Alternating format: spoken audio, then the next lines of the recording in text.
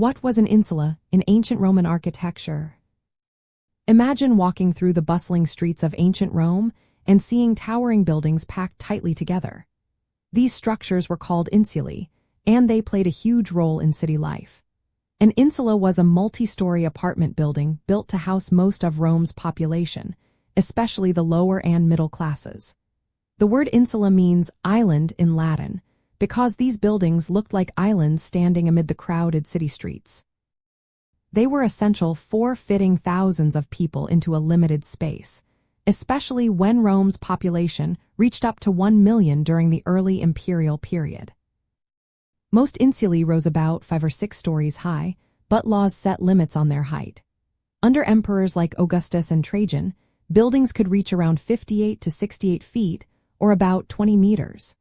These structures were mainly made from brick and concrete, which allowed for quick and affordable construction.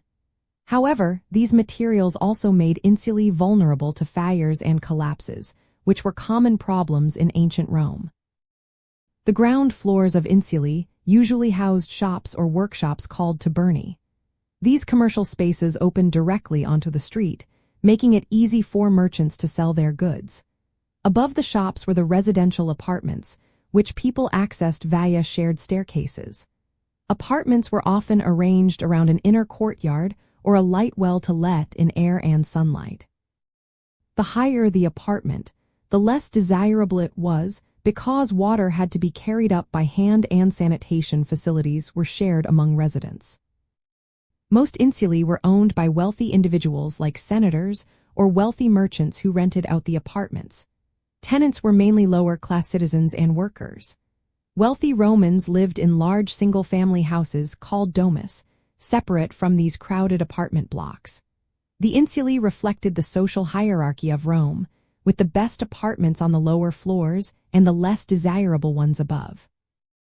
Roman architects created insulae as a practical solution to the challenge of urban density. They showed how Romans managed land scarcity while accommodating a growing population. Despite their usefulness, insulae were often overcrowded and poorly maintained, highlighting the contrast between Rome's impressive public buildings and the everyday homes of its citizens.